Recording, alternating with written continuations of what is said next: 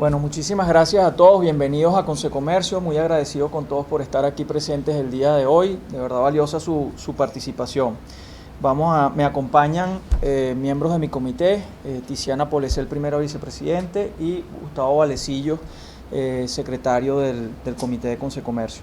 Como ustedes saben, Consecomercio fue fundado en el año 1970, la finalidad fue defender principios, valores y libertades económicas en pro del comercio y el desarrollo económico y productivo nacional.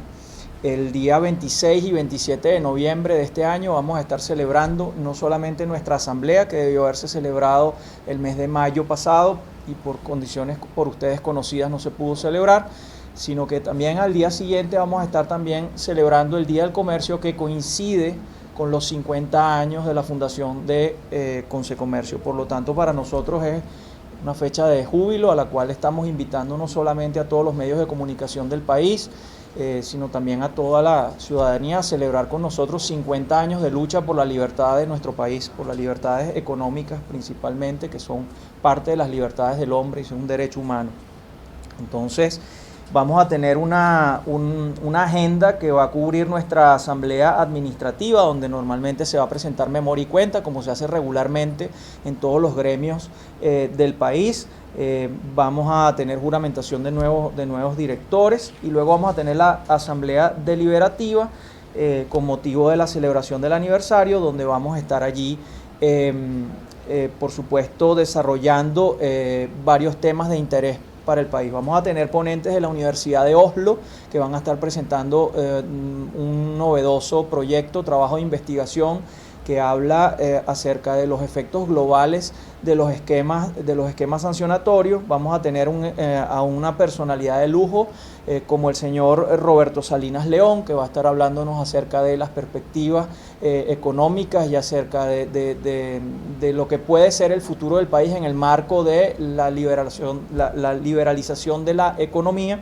Y vamos a tener también a exponentes de la Universidad de los Andes de Colombia, que nos van a estar también presentando un proyecto de investigación, un trabajo de investigación totalmente novedoso que habla acerca de los esquemas empresariales en países que han logrado estabilizarse y han logrado llegar a acuerdos, sobre todo los acuerdos de paz, y qué efectos positivos puede traer esto en la sociedad y en el comercio y en la empresa. Vamos a tener posteriormente una mesa de análisis conformada por Leonardo Buniac, por el profesor John Magdaleno y el doctor Michael Penfold, donde van a estar haciendo el análisis de las ponencias previamente realizadas y van a estar haciendo la relatoría y van a estar haciendo la adaptación de estos componentes teóricos a lo que es la realidad nacional de cara al futuro. El título de nuestra celebración este año se llama Transitando en la incertidumbre, construyendo futuro.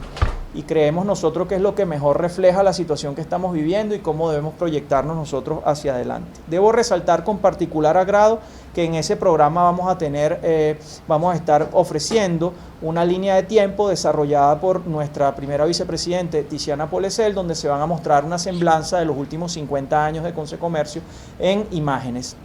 También con mucho orgullo puedo decir que allí también vamos a estar haciendo entrega del premio Aurelio Concheso, del fallecido expresidente de Consecomercio. Va a ser la primera entrega del reconocimiento junto a los demás reconocimientos, donde está también Cámara del Año, Empresa de Servicios, Empresa de Comercio.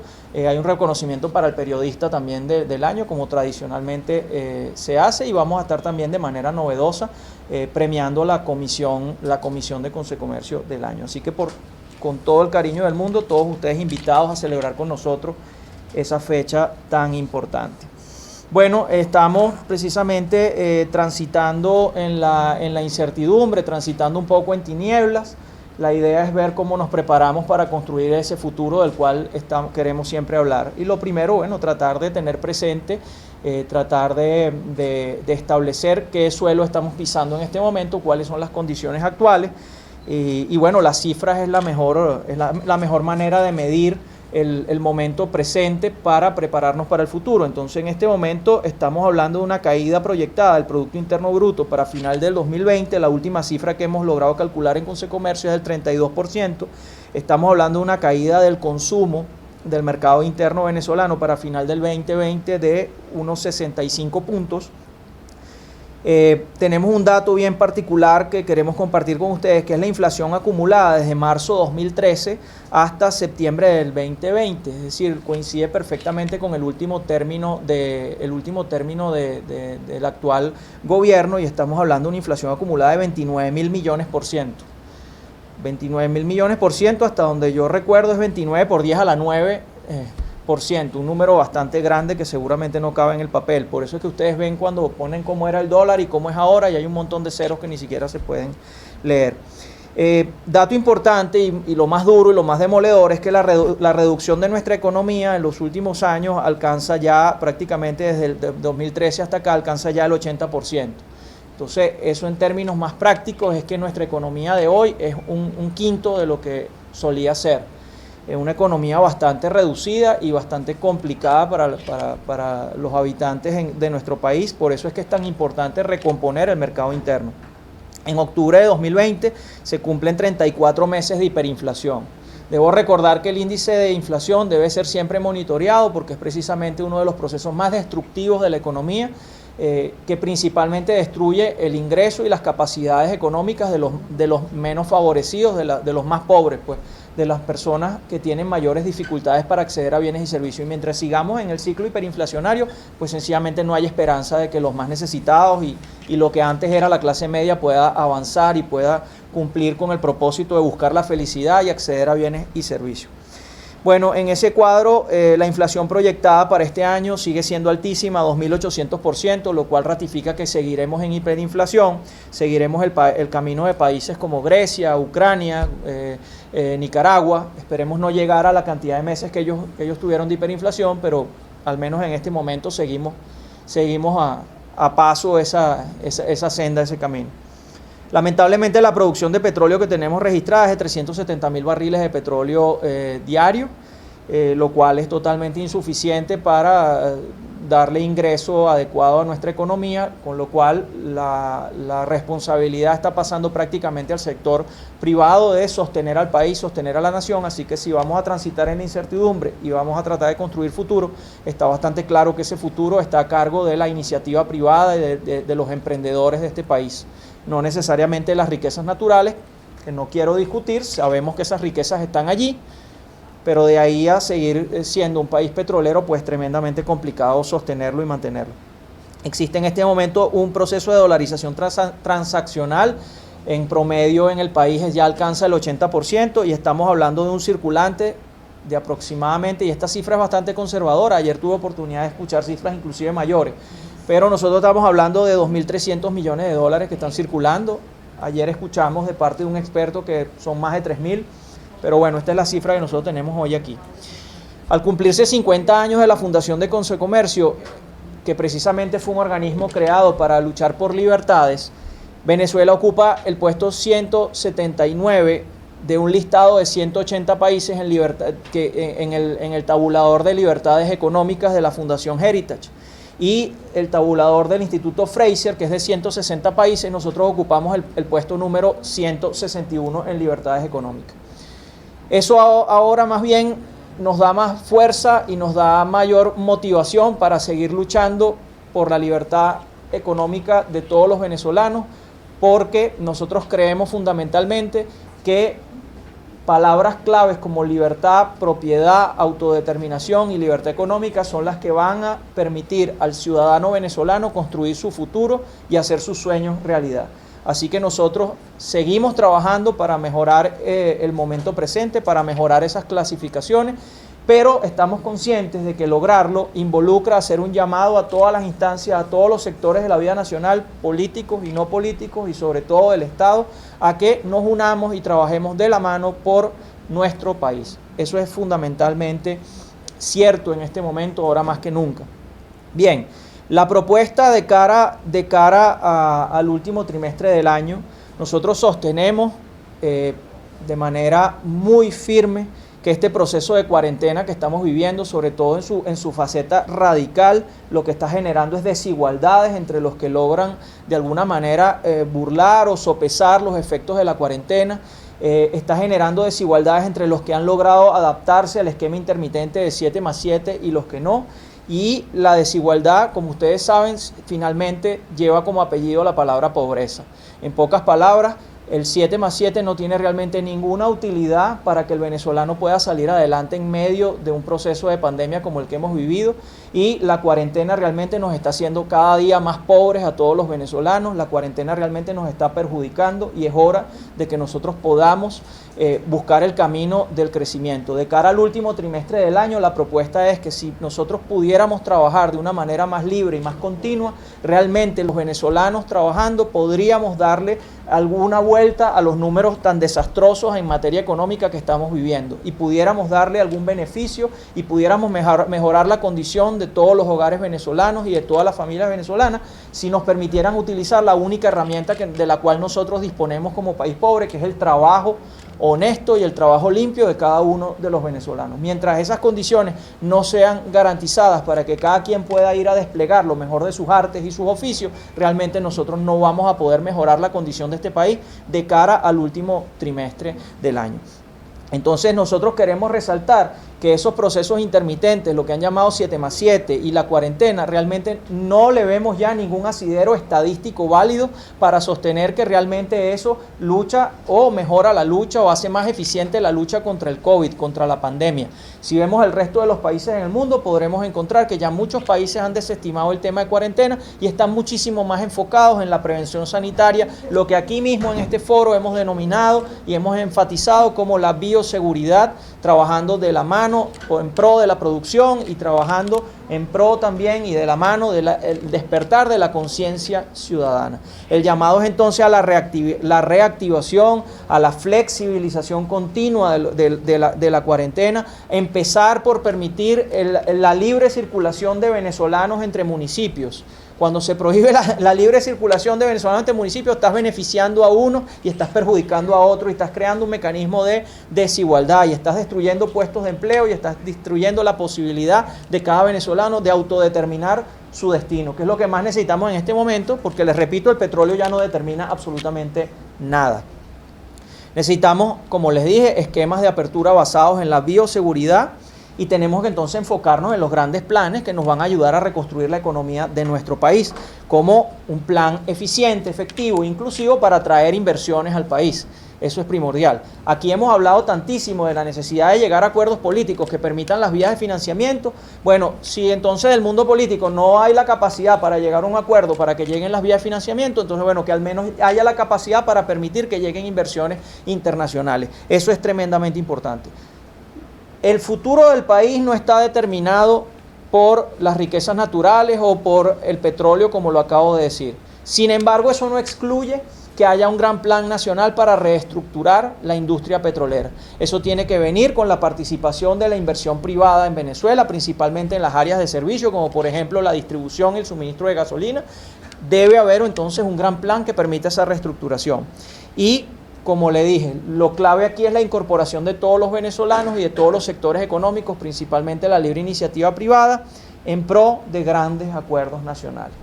En pocas palabras, entonces, el llamado es a que pongamos de lado los esquemas restrictivos de cuarentena e intermitencia operativa para que podamos volver a producir y podamos volver a trabajar en pro de un país donde la vida sea mejor.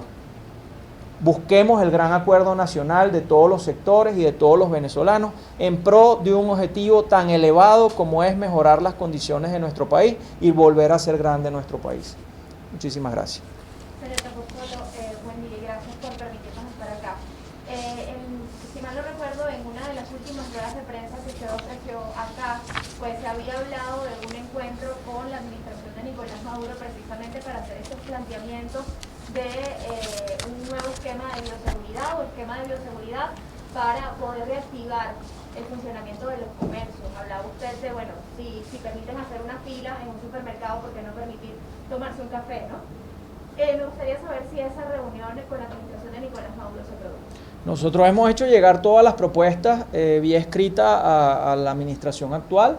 pero realmente la respuesta que obtuvimos hace poco es que al parecer no hay garantías de que no se pueda levantar el 7+7 de aquí a diciembre, con lo cual realmente nos manifestamos en total desacuerdo, porque, insisto, ya hay que decirlo abiertamente, ese esquema y el esquema de cuarentena realmente nos están generando procesos de desigualdad profunda en un país que ya venía empobrecido, un país que sufre de hiperinflación, un país que tenía recesión económica durante 7 años, entonces ya prácticamente esos son golpes letales a la sociedad y el apellido de la desigualdad se llama pobreza. Nos estamos empobreciendo con este esquema de cuarentena y con este esquema de intermitencia de trabajo que han denominado 7+7. Así que es hora, siempre lo decimos, las estrategias son válidas y las estrategias también son dinámicas. Pretender que una estrategia que en determinado momento sirve para que el Estado se reorganice para atender una pandemia, pretender extenderlo en el tiempo como que si eso fuera la panacea o que si eso fuera lo que va a resolver todos los problemas,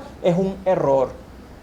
Entonces aquí llega la hora ya de escuchar a los sectores, llega la hora ya de escuchar al pueblo. Esto es un clamor de todo el pueblo llano venezolano que quiere ir a trabajar, necesita trabajar, y si no le permiten pasar de un municipio a otro, sencillamente no puede. ¿Tienen ustedes alguna postura con respecto al planteamiento de la convocatoria del 6 de diciembre y esta terquedad de no eliminar el esquema de 7+7 mientras se sigue en este esquema, se plantea un proceso electoral? Bueno, al respecto del 7+7 he sido bastante claro con mi ponencia, ¿no? Al respecto del evento electoral de diciembre, creemos que eso es un asunto que atañe a todos los venezolanos a conciencia propia, cómo responder y qué hacer en función de un llamado a ese tipo de elecciones. ¿Cuáles son los que queríamos preguntarle su opinión sobre Del gobierno principalmente, problemas operativos del gobierno. Yo desde Consecomercio he tratado de ser siempre claro en que a nosotros nos interesan los problemas de la gente.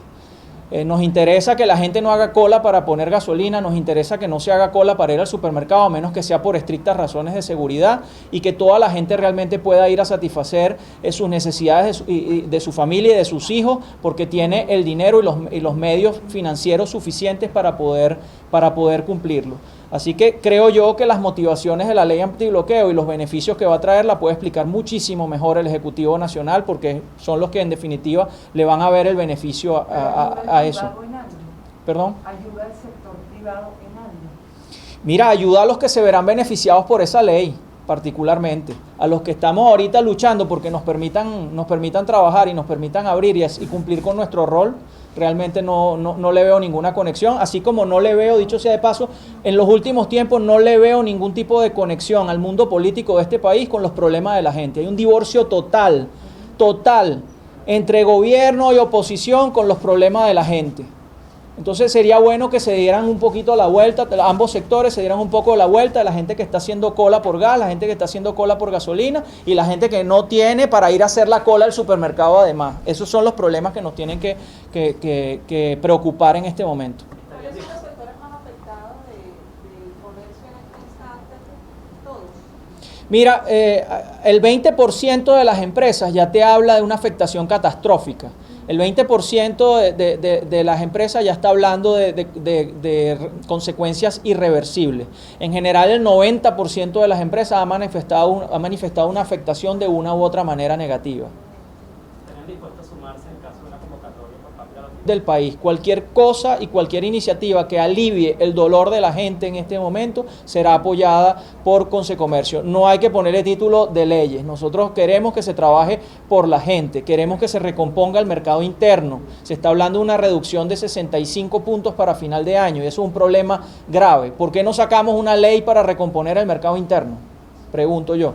Señor Campuzón, ya faltan escasos 3 meses para que se termine el año, no sean tan dramáticos como ha sido ya este año 2020. Bueno, fíjate, al respecto de cómo hemos sido afectados, las cifras abundan desde por donde las quieran mirar, acumuladas, sumatorias, como ustedes quieran ver cifras. Ahorita hay muchas cifras disponibles, entre las que acabamos de dar aquí, de ver cómo está el tema de la afectación. Lo que yo sí le puedo comentar es que se está viendo un fenómeno importante. Hay un 10% de las empresas de manera transversal que están logrando sobreponerse a toda, absolutamente toda la adversidad que está viendo el país. Y se han hecho estudios claves sobre ese 10% de empresas y lo que se está observando es que ese fenómeno está ocurriendo en empresas cuya dirección se está apoyando en lograr la adaptabilidad y en lograr entender que la modificación de procesos internos está logrando la adaptabilidad de los procesos a la situación que estamos viviendo. Eso es decir, que hay gente que está mirando menos el entorno y está mirando más los procesos internos para poder dar empleo y para poder sobrellevar la crisis. Eso te habla de que nuestro futuro lo construimos nosotros a partir del día de hoy, lo construimos siempre nosotros día a día. El futuro de este país depende del esfuerzo que nosotros podamos hacer como venezolanos, como empresarios, como estudiantes, como profesores, como en cualquier ámbito en que nosotros nos desempeñemos. Pero lógicamente hace falta que todos estemos de acuerdo en poder permitirle a cada quien desplegar lo mejor de sí para resolver primeramente su situación personal, su situación familiar y con ello contribuir a resolver la situación del país. Entonces, el futuro depende exactamente de nosotros. Necesitamos un ambiente que nos permita hacer ese despliegue y las restricciones no lo permiten. Las restricciones van en contra de esa libre determinación. Precisamente, si ahora en el mes de octubre, aunque ya vamos un poco tarde, estamos a mitad de octubre, lo decíamos a final de septiembre, si permitieran una apertura lo suficientemente amplia en el país para que hubiese intercambio de mercancías, para que las personas pudiesen circular. Dicho sea de paso, se me había pasado, para que se pueda viajar en avión. No entendemos por qué, si las medidas de seguridad están tan altas ya a nivel mundial, no se puede reanudar los vuelos para que haya interconexión. Si a nosotros nos permiten hacer ese trabajo, nosotros podemos de alguna manera mejorar estas cifras de cara a final de año. Deben permitirnos trabajar. ¿Dónde queda la tributación? Si el país se va a sostener de la tributación, lo menos que se puede hacer es permitir a las empresas que puedan trabajar para que tributen. Entonces sí, la empresa privada trabajando y operando tiene mucho que decir en los resultados finales de la economía de Venezuela de este año y tiene aún más que decir a partir del año que viene si arrancamos con el impulso del último trimestre. Usted ha resaltado la importancia del operativo. Ok. Sí, importaron gasolina y la distribuyeron solamente en Caracas. Tengo aquí una pregunta de un colega de Televen que no hemos podido escuchar en la rueda de prensa por Zoom. Y él dice: buenos días, señor Felipe. La tecnificación de los procesos ha sido una de las alternativas del sector comercio para seguir vendiendo sus productos a pesar de las restricciones. ¿Ha existido un incremento en la inversión por parte de las empresas en el área tecnológica en lo que va de la pandemia? Mira, el sector tecnológico es uno de los componentes que ha crecido no solamente en Venezuela, sino a nivel mundial, porque ha sido el sector que ha podido sobrevivir y ser totalmente inmune a la pandemia por sus características.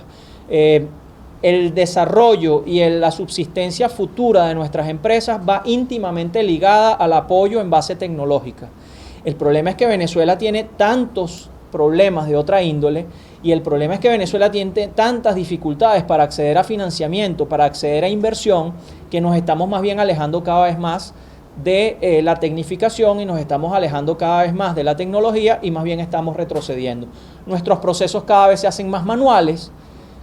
Nuestra dependencia de la asistencia a nuestras oficinas en nuestras empresas es cada vez más patente porque no tenemos la base tecnológica para poder apoyarnos como se apoyan otros países y realmente Venezuela en ese sentido la tiene muy cuesta arriba, pero indudablemente si ustedes miran, hemos visto cuadros presentados por la CAF, cuadros presentados por la CEPAL, realmente los sectores tecnológicos son los que menos han sufrido la pandemia e inclusive se han registrado en algunos casos crecimiento. Véanlo ustedes. La tecnología ha venido para quedarse. En este momento estamos teniendo una rueda de prensa multiplataforma, estamos saliendo por Instagram, estamos saliendo por YouTube, estamos saliendo por Zoom. Entonces, esto es algo que ha venido para quedarse. Están ustedes de manera presencial, pero esos otros caminos han venido para quedarse. ¿Tiene usted alguna información sobre cámaras regionales de Nueva Esparta, por ejemplo, Falcón, Bolívar, que son los destinos, entre comillas, turísticos más deseados por los venezolanos, que la gente no podía ir hace 7 meses? ¿Cómo está la situación de las regiones, específicamente en esos estados? Bueno, hablando de reconocimiento, yo creo que con esas dos cámaras que tú mencionaste, Bolívar, Nueva Esparta, el esfuerzo de ellos es titánico. están tratando de manifestarse por todos los medios, y me quiero hacer eco de esas dos cámaras, la Cámara de Nueva Esparta, la Cámara de Bolívar. De verdad, están haciendo un trabajo magnífico para poder propagar ese mensaje al país de que son estados que necesitan ser visitados. La gente está ávida de visitarlos, la gente, el venezolano quiere volver a esos destinos, y sencillamente ellos están esperando que la gente pueda volver. Para volver hace falta la conectividad aérea, hace falta la conectividad marítima, que podamos pasar entre municipios, que podamos pasar entre estados. La subsistencia de prácticamente el 100%, en el caso, por ejemplo, de Margarita, de Nueva Esparta, depende de que lleguen los turistas. Entonces, yo no veo cuál es el impedimento para que en estos últimos 3 meses del año no se pueda reactivar la temporada en Margarita, cuando todos lo estamos pidiendo. Entonces, ¿cuándo nos van a escuchar? ¿Cuándo se va a escuchar al pueblo en Venezuela? Sobre el servicio de delivery, señor profesor. Nosotros conversamos hace poco con la Cámara Nacional de Restaurantes, que indicaba que bueno, esto representaba apenas un 20% de lo que son los ingresos. En el caso del sector comercio, ¿cómo se maneja este mecanismo? Sí, hay que tener cuidado con las cifras, ¿no? Fíjate, un restaurante en este momento puede ser que el 20% de sus ingresos, o el 30, el 50 de sus ingresos sea producto del delivery. El tema está en que de cuánto ingreso estamos hablando, porque probablemente ese ingreso actual es el 10% de lo que manejaba antes, cuando la gente podía ir a sus mesas y a sus sillas y sentarse allí libremente a ordenar. Fíjense, un fenómeno importante, y aquí quiero mencionar a otra cámara que está haciéndolo muy bien, que es la Cámara de Restaurantes. Ya muchos restaurantes se han adecuado con las medidas de seguridad, han puesto la distancia, las 4 medidas transversales de las cuales siempre hacemos mención: el control de aforo, el distanciamiento, las medidas de seguridad y la limpieza de superficie. Ya todo lo que es hoteles, restaurantes y centros comerciales han hecho las adecuaciones y se han puesto a norma con el tema de la prevención sanitaria, pero aún así no se puede trabajar, aún así no se puede operar. Entonces la pregunta es: ¿bajo qué criterio técnico, bajo qué criterio científico, estadístico no se le está permitiendo a los restaurantes trabajar? Y veamos que hay municipios emblemáticos en el país que dependen netamente de la actividad gastronómica, que dependen netamente de la actividad turística, como lo acaban de preguntar. ¿Se les ha funcionado este servicio? No, yo debo decir responsablemente que estamos en economía de subsistencia, y que el delivery ha llegado para quedarse, y que tenemos ahora venezolanos empleados en la fórmula de delivery. Son empleos que ahora tenemos que proteger de cara al futuro, y así como lo dije con el Zoom, lo dije con el Instagram o con el YouTube, han llegado para quedarse. Son cosas que nos deja la pandemia, pero son complementarias al trabajo presencial que ustedes están haciendo aquí. Entonces el delivery va a ser complementario a que la gente, el venezolano, que por cierto, muy habituado a eso y muy venezolano, ir a sentarse a tomarse un café, a comerse un cachito o ir a disfrutar una comida un fin de semana con la familia en un restaurante, serán complementarias a esa práctica tradicional. Que nosotros esperemos que este mensaje sea difundido lo suficientemente y con la mayor fuerza posible para que eso pueda lograrse antes de diciembre. Tenemos una pregunta de Margarita. Va a mantener, hay información pública que ustedes manejan mejor que nosotros acerca de las afirmaciones del Ejecutivo en ese sentido. ¿Qué estados están más afectados? Bueno, principalmente todos los estados del interior del país están principalmente afectados, más que todo por el problema de servicios públicos, más que todo por el problema de suministro de combustible, por todas las condiciones que hacen inviables las actividades comerciales. Y algo muy importante, se va a empezar a ver un fenómeno en Venezuela donde solamente quedarán vivos los comercios grandes, el comercio pequeño no va a poder subsistir, solamente la gran industria quedará viva, la pequeña industria no va a poder subsistir, y entonces las pequeñas iniciativas, de las cuales en todos los países del mundo son el 95% de las iniciativas son pequeñas, no vamos a poder ver ese esquema aquí en Venezuela, porque solamente en este esquema de selección natural al cual estamos siendo sometidos, solamente sobrevivirán